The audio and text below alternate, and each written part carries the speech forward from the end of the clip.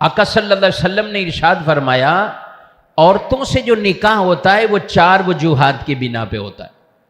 یا تو آدمی کبھی حسن و جمال کی وجہ سے خوبصورتی ہے نکاح کرتا ہے، کبھی مال کے لالچ میں آ کے نکاح کرتا ہے کہ فلاں جگہ نکاح کریں گے مال آئے گا اس لیے بھی کر لیتے، کبھی کسی کی شہرت حسب نسب بڑا دیکھ کر کہ وہاں کریں گے ہم بھی مشہور ہو جائیں گے، ہمارا بھی اسٹیٹس بڑھ جائے گا اس وجہ سے. اور ارشاد فرمایا کبھی دینداری کو دیکھ کر نکاح کیا جاتا ہے. یعنی کتنی پیاری باتیں آقا صلی اللہ علیہ وسلم نے ساری ان کو جامع کر کے بیان فرما دیا کہ نکاح میں لوگوں کے مقصد کیا ہوتے ہیں. وہ نکاح میں اس طرح کے مقاصد لا کر کبھی مال یا خوبصورتی یا حسب نسب شہرت یا دین. ارشاد فرمایا دین کو ترجیح دو، دین کو سب سے پہلے ترجیح دو. یہ دیکھو اس کے بعد یہ چیزیں بھی دیکھنی ہو، منع نہیں کرتی شریعت، کہاں منع کرتی. خوبصورتی حسن دیکھنا ہے دیکھ لو، منع نہیں ہے. ہاں مال کی لالچ نکاح میں قطعاً نہیں آنی چاہیے، نہ لڑکے میں لڑکی کی طرف اور نہ لڑکی والوں کی طرف سے لڑکے میں، کیونکہ جہاں مال کی محبت میں نکاح آئے گا بقیہ چیزیں ثانوی بن جائیں گی، تو یہ شریعت کو مطلوب نہیں. شہرت کی لالچ میں نکاح آئے گا یہ بھی شریعت کو مطلوب نہیں.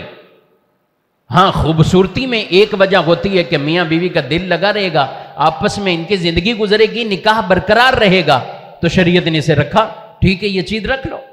لیکن یہ بھی بعد میں، پہلے دین دیکھو. دین میں ہی سب سے بڑھ کر اگر نقص موجود اس کے ہیں، کمزوریاں ہیں، بد مذہبی ہے، کفر گمراہی ہے اور کئی برائیاں ایسی ہیں، تو پھر نہ کرو، پھر نہ بڑھو، پھر یہ چیزیں نہ دیکھو بقیہ چیزیں، کیونکہ آنے والی نسلوں کا بھی تو تحفظ کرنا ہے. آج آپ نے دینداری سے زندگی گزار لی ہے، کل کو اپنے بچوں کو ایسی جگہ سپرد کر دیں اور پھر بعد میں بیٹھے رہیں کہ یہ کیا ہو گیا.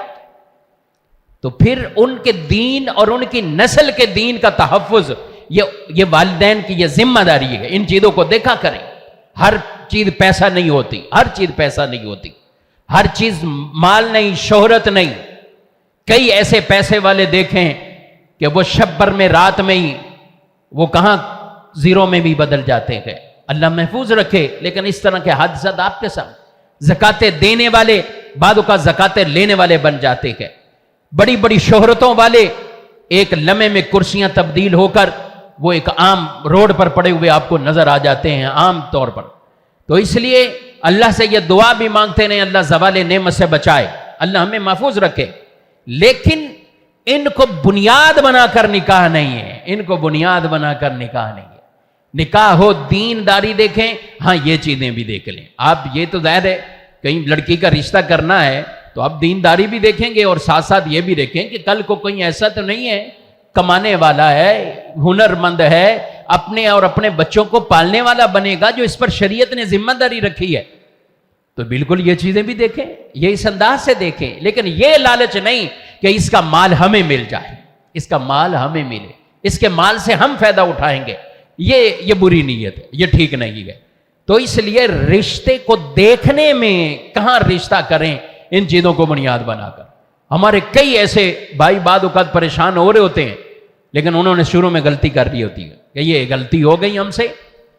وہ بیٹی اپنے گھر میں میلاد اور پتہ نہیں کیا کیا نیکی کے کام کرنے والی تھی، ایسے گھر میں بھیج دیا، اب خود ہی بیٹھے ہوئے ہیں کہ وہاں تو نہ یہ ہو رہا ہے نہ وہ ہو رہا ہے، نہیں ہو رہا ہے. وہ الٹا بیٹی سے لڑ رہے ہیں، بیٹی ان سے، گھروں میں جھگڑے پڑا.